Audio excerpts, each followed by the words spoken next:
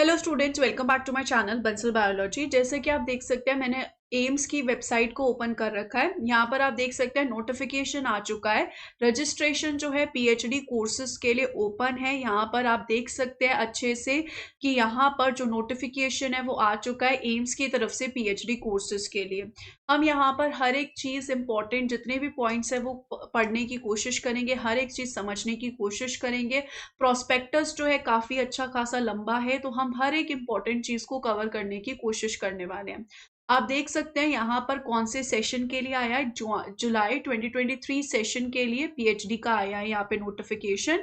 अगर हम यहाँ पर देखिए, जो लास्ट डेट रहने वाली है वो 16 तारीख रहने वाली है, तो थोड़े से ही दिन आपके पास है। फटाफट अप्लाई करिएगा गाइस, अगर आप इंटरेस्टेड हैं इसमें अप्लाई करने के लिए। जो पोर्टल है वो यहाँ पर लास्ट 16 तक खुला है। जैसे कि मैंने कहा, status of application and rejected application with reason for rejection, जितनी भी चीज़ें आपको 21 तारीख तक बता दी जाएगी। Last date of submission of required documents for regularisation of rejected application, अगर आपने कुछ गलत भरा है तो आप उसको ठीक कर सकते हैं 24 तारीख तक। Last date for Ministry of Health and Family Welfare Government of India to forward an approval regarding no objection to the foreign national for appearing, तो ये foreign national के लिए है। Finalization of centers and allotment of roll numbers admit card 28 तक हो जाएगा। Written test जो होने वाला है वो आपका ऑनलाइन मोड में होने वाला है, 2 सितंबर को ही होने वाला है, तो उसमें भी ज़्यादा दिन नहीं है।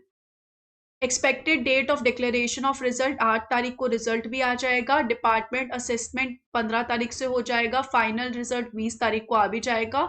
और last date of joining of PhD 16 October है। तो आप देख सकते हैं कितना फास्ट प्रोसेस है, बहुत जल्दी जल्दी ये पूरा प्रोसेस कंप्लीट हो जाएगा। आप यहाँ पर देख सकते हैं जो रिजल्ट है वो इस वेबसाइट पे आ जाएगा। इसका लिंक मैं आपको नीचे डिस्क्रिप्शन बॉक्स में दे दूंगी। अगर आप एप्लीकेशन फीस देखोगे तो जनरल और ओबीसी कैटेगरी के लिए 2000 रुपीज़ है, प्लस ट्रांजेक्शन चार्जेस है। एसटी एससी ईडब्ल्यूएस के लिए 1600 रुपीज़ है, प्लस ट्रांजेक्शन चार्जेस है। और पीडब्ल्यूबीडी के लिए यहाँ पर कोई चार्ज फीस नहीं रहने वाली है। Debit card, credit card, net banking जैसे चाहे आप वैसे इनकी फीस जो है पे कर सकते हैं। आपका जो एग्जाम होगा वो सीबीटी मोड एग्जाम होगा, ऑनलाइन एग्जाम होने वाला है। ड्यूरेशन ऑफ एग्जामिनेशन 90 मिनट्स रहेंगी। स्टेज 1 और 2 होंगी। क्या है ये हम आगे देख के चल लेंगे, पढ़ेंगे। 2 तारीख को होने वाला है। सेंटर आप देख सकते हैं ध्यान से, दिल्ली या फिर एनसीआर में ही होने वाले हैं, तो ये एक इंपॉर्टेंट पॉइंट है, ये आप ध्यान से पढ़िएगा। नंबर ऑफ शिफ्ट सिर्फ एक होगी। टाइमिंग ऑफ एग्जाम होगा 10 से लेकर 11:30 के बजे। इंग्लिश में एग्जाम होने वाला है। ऑब्जेक्टिव टाइप एग्जाम होने वाला है, यानी कि 4 ऑप्शंस में से एक चूज करने वाला। नंबर ऑफ क्वेश्चन होंगे 30 + 40 = 70। 2 स्टेजेस होंगी। एमसीक्यू क्वेश्चंस होने वाले हैं। अगर आप डिस्ट्रीब्यूशन ऑफ क्वेश्चंस की बात कर ले तो मेडिकल, डेंटल, नर्सिंग कैंडिडेट्स के लिए जो क्वेश्चंस होने वाले हैं वो क्या होंगे, aptitude related covering English, subject related 40 questions. और वहीं जो नॉन मेडिकल कैंडिडेट्स है, basically non medical candidates MSc वाले स्टूडेंट्स को ये कह रहे हैं, उनके लिए aptitude related covering English 30 question, subject related 40 question, तो इस करके 70 क्वेश्चंस होने वाले हैं। अगर हम यहाँ पर देखें, आगे चलें, तो आगे यहाँ पर इन्होंने क्या बोल रखा है कि जो क्वेश्चन होगा वो 1 मार्क्स का होगा। अगर गलत हुआ तो 1/3 का नेगेटिव होगा। अगर आपने जवाब नहीं दिया या फिर अनमार्क रह गया है तो 0 marks. Method of cut off, at least आपके 35 मार्क्स तो आने ही चाहिए स्टेज 1 और 2 को मिला के, एटलीस्ट आपके होने चाहिए, ताकि आप स्टेज 3 के लिए एलिजिबल हो जाएं।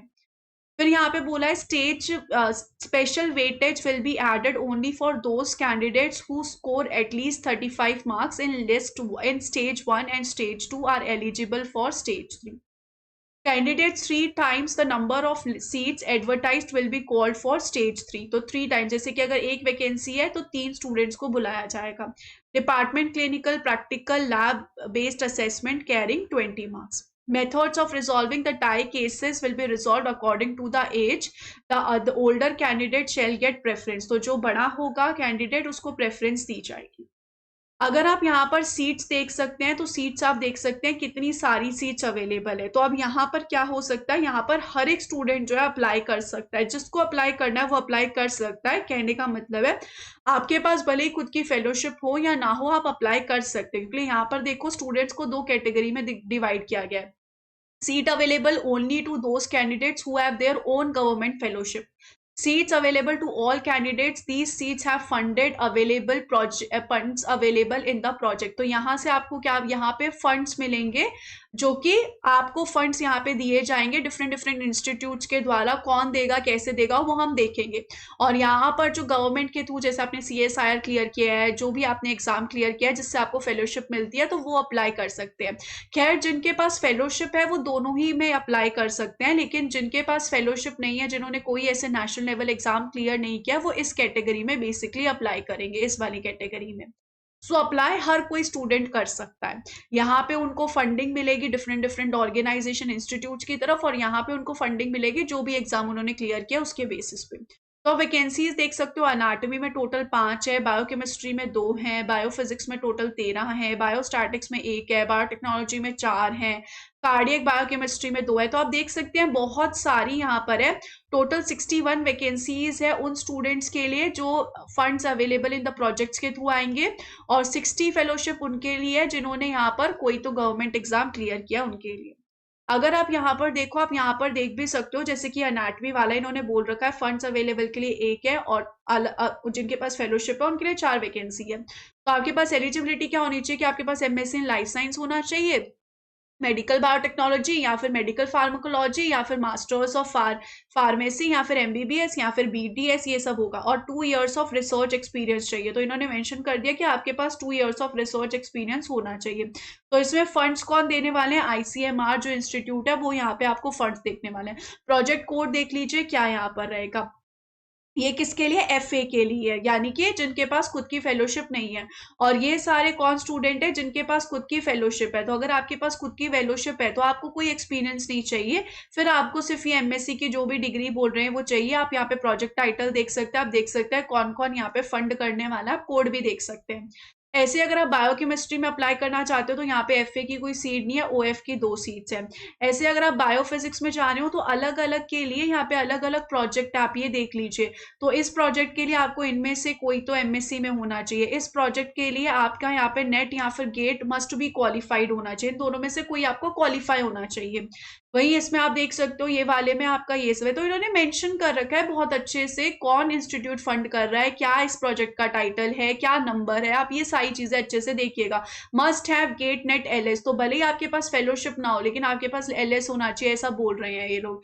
तो आप ये बहुत अच्छे से देखिएगा, हर एक चीज इन्होंने इतनी प्यारी तरीके से एक्सप्लेन की है कि आपको बिल्कुल कोई डाउट नहीं आएगा। आप अच्छे से देखिएगा कौन से MSc वाले स्टूडेंट्स अप्लाई कर सकते हैं, आपको पूरे जवाब यहाँ पे मिल जाएंगे, आपको टेंशन लेने वाली बात नहीं है।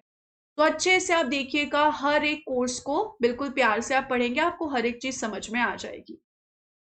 अगर हम आगे चले तो देखिए इतने सारे तो प्रोजेक्ट्स ही हैं, जिस भी प्रोजेक्ट में आप चाहते हो एडमिशन आप ले सकते हो।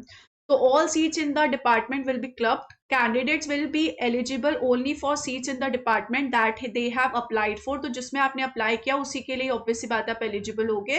Candidates will be allotted seats in order of their merit. Candidates with their own government fellowship can apply for both OF and fellowship available seats. तो आप दोनों के लिए अप्लाई कर सकते हो अगर आपके पास खुद की फेलोशिप है। Candidates without their own fellowship can select only fellowship available seats where they fulfill the eligibility criteria of the seats. Successful candidates will be subjected to eligibility criteria. तो eligibility criteria अच्छे से आप देख लेना। Candidates who are allotted a seat but do not join or resign after joining will not be eligible for additional round of seats allocation. तो एक बार अगर आपने ज्वाइन कर लिया, छोड़ दिया, या फिर आपने ज्वाइन ही नहीं किया तो फिर आपको कोई मौका नहीं दिया जाएगा। एलिजिबिलिटी की बात करें तो यहाँ पर क्या रहने वाली है एलिजिबिलिटी, एक तो मेडिकल क्वालिफिकेशन है जो MBBS BDS इन सब स्टूडेंट्स के लिए, एक हमारी नॉन मेडिकल वालों के लिए जिसमें ये लोग क्या बोल रहे हैं, मास्टर्स डिग्री होनी चाहिए, 2 साल की मास्टर्स डिग्री होनी चाहिए इंडियन यूनिवर्सिटीज में या फिर इक्विवेलेंट किसी भी कोर्स जो भी है। Candidates holding MSc other than MSc Nursing, MTech degree, BAMS, BHMS will be eligible for non-medical qualification category. Candidates having eligibility under non-medical category should have 60% marks होने चाहिए आपके in the last eligibility examination qualified. Candidates possessing master's degree through distance learning are not eligible. तो आप उसके लिए eligible नहीं हो। Selection weightage for non medical candidates क्या होगा, candidates who have qualified the below listed national entrance exam leading to the award of fellowship will be given special weightage। तो अगर आपने कोई क्लियर किया एग्जाम तो आपको स्पेशल वेटेज दी जाएगी। सच candidate should apply under the OF category and upload proof of award of the qualifying fellowship in the online form. तो आप OF में अप्लाई कीजिएगा और फिर आप यहाँ पर अपलोड कर सकते हैं अपने रिजल्ट को, जो भी आपके पास प्रूफ होगा, कोई भी प्रूफ होगा वो अपलोड कर सकते हैं। To be eligible for special weightage all the following criteria must be fulfilled. तो अगर आपको स्पेशल क्राइटेरिया चाहिए तो आपको ये फुलफिल करना पड़ेगा। The result of the above listed national entrance test must have been declared between July 2021 and the last date of application।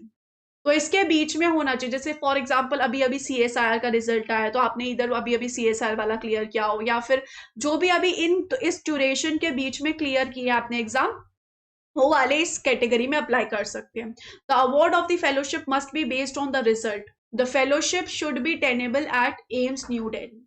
The letter of award of fellowship must be uploaded with the application form. Passing of the listed net is not acceptable as a proof of the award of fellowship। तो इन्होंने यहाँ पर ये बात बहुत अच्छे से बोल दी है, लेकिन the award letter of award of fellowship must be uploaded। तो आप ये देख लीजिएगा कि आपके पास यहाँ पर लेटर ऑफ फेलोशिप होना चाहिए। ये बहुत इंपॉर्टेंट बात है कि आपके पास लेटर ऑफ फेलोशिप होना चाहिए, तभी आप अप्लाई कर सकते हैं। आपने passing of the list of national entrance test is not acceptable, कि भाई जो अपनी लिस्ट आती है वो आपने अपलोड कर दी, तो नहीं, आपके पास कार्ड होना चाहिए, प्रॉपर लेटर ऑफ अवार्ड होना चाहिए फेलोशिप, तो ये आप अप्लाई कर पाएंगे। एलिजिबिलिटी ऑफ सीट्स अगर हम देखें, to be eligible of OF seats candidates must fulfil any of the criteria. Candidates who have qualified national entrance test leading to the award of fellowship and are eligible for award of special weightage। so ये सारी चीजें इन्होंने बता रखी है। in service or sponsored candidates who will receive the salary stipend from the parent organization। तो अगर कोई स्टूडेंट्स होते हैं जिनको स्पॉन्सर्ड कैंडिडेट्स होते हैं, जिनको किसी पेरेंट ऑर्गेनाइजेशन से फेलोशिप मिलती है, तो वो भी चीज है। नो ऑब्जेक्शन सर्टिफिकेट आपको देना पड़ेगा अगर आप कोई गवर्नमेंट एम्प्लॉय है, तो ये सारी चीजें। Candidates who are likely to complete the requested qualification and degree by 16/8/2023 में ऑल्सो अप्लाई। तो आप अप्लाई कर सकते हो अगर आपकी डिग्री जो है 16 अगस्त 2023 तक खत्म हो रही है। All candidates must submit a certificate on the letterhead of the college university signed and stamped by the registrar saying that they are likely to complete the qualification by this.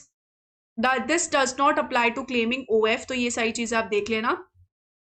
Duration of the course जो होगा, maximum period of the registration should not exceed 5 years। Extension beyond the period of 5 years can be given for a maximum period of 6 months on the recommendation of dean committee and final approval bye dean और director. तो 5 साल की होगी max to max. 6 महीने का extension सिर्फ अगर dean बोलेंगे तो आपको मिल जाएगा। Further extension beyond 5 years and 6 months can be only given by the academic committee for a maximum period of 6 months in an exceptional cases.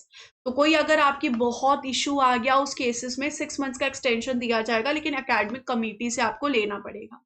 The chief guide of PhD students shall give clear reason for the delay due to this। In case of extension beyond 6 years without justifiable reasons and circumstances as mentioned below, the PhD registration of the candidate shall be cancelled। Failure to submit thesis will be stipulated time period of maximum 5 years with extension after approval up to 5.5 years। तो आपकी ये thesis आपको submit करनी पड़ेगी। अब stage 1 और 2 क्या है? स्टेज 1 में आपके क्वेश्चंस आने वाले हैं बायोस्टैटिक्स से, research methodology, cell biology, lab technology etcetera से।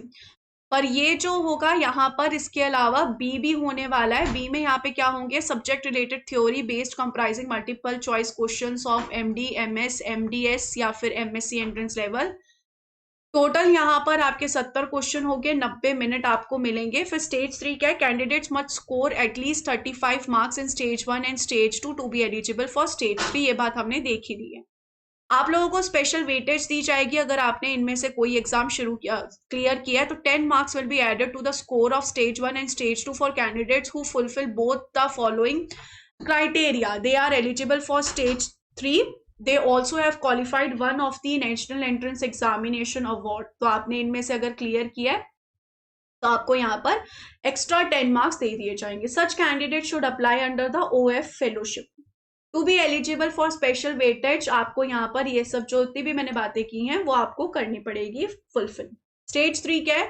After combining of the marks stage 1 and stage 2 and special weightage 3 times as many as candidates will be called for the department clinical practical lab based assessment carrying 20 marks. These marks will be added to the final weightage, so 1, 2 and special weightage to determine the final total marks. Final results क्या होगा? Candidates who secure 50% in stage 1 and stage 2 and combined जो marks होंगे shall be eligible for admission and shall be included in the final merit list. If a candidate is awarded special weightage based on submitted documents then subsequently found to be ineligible, the special weightage marks will be withdrawn. Proceed or seat allocation, candidates will be eligible only for seats in the department that they have applied. जिसमें आपने apply किया सिर्फ आप उसमें कर सकते हैं। Candidates will be allotted seats in order of their merit. Candidates with their own fellowship can select for both, दोनों के लिए आप select कर सकते हैं। Candidate without their own fellowship can select only for fellowship available. Candidates who are allotted a seat but do not join audit, ये सारी वही बातें इन्होंने बताई गई है। फिर आपको किस तरीके से क्वेश्चन सॉल्व करना है ये बता रखा है, फिर आपकी ज्वाइनिंग कैसे होगी ये सब इन्होंने बता रखा है। तो आप ये सब देख सकते हैं, खुद से पढ़कर भी आप एक बार देख सकते हैं। आपको यहाँ पर जाके रजिस्टर करना होगा। इसके बाद अगर हम यहाँ पे चले तो ये इसमें यहाँ पर इन्होंने फीस बता रखी है। फीस एक बहुत अच्छी बात है कि फीस तो यहाँ पर बिल्कुल नेग्लिजिबल फीस है, आप देख सकते हो कि कोई फीस ही नहीं है। अगर आप देखोगे रजिस्ट्रेशन फीस जो होगी पीएचडी की, फिर यहाँ पे पीएचडी की कोई फीस जो होगी वो इन्होंने बता रखी है, तो बिल्कुल मतलब नेग्लिजिबल फीस यहाँ पे है।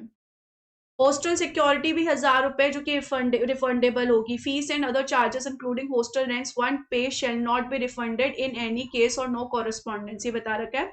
हॉस्टल एकोमोडेशन का यहाँ पे बता रखा है कि अगर आप अनमैरिड हो तो उस कंडीशन में तो यहाँ पर क्या रहेगा, फिर आपको प्रोवाइड किया जाएगा partially furnished accommodation subject to availability.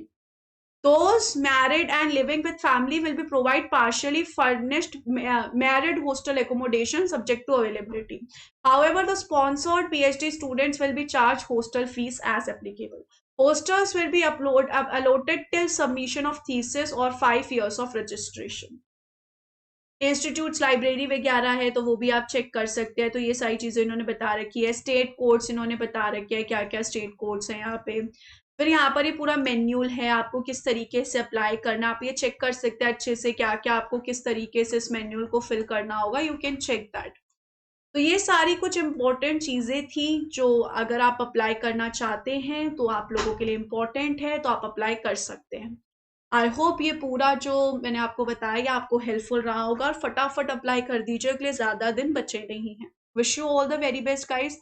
Thank you so much, bye bye, take care.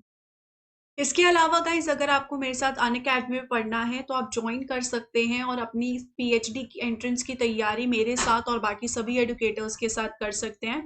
आप यूज़ कर सकते हैं Bansal biology code without any space, आपको ये पूरा कोड यूज़ करना पड़ेगा फॉर द डिस्काउंट, और हमारे साथ आप अपनी CSIR की तैयारी और अच्छी कर सकते हैं। So wish you all the very best guys. Thank you so much, bye bye, take care.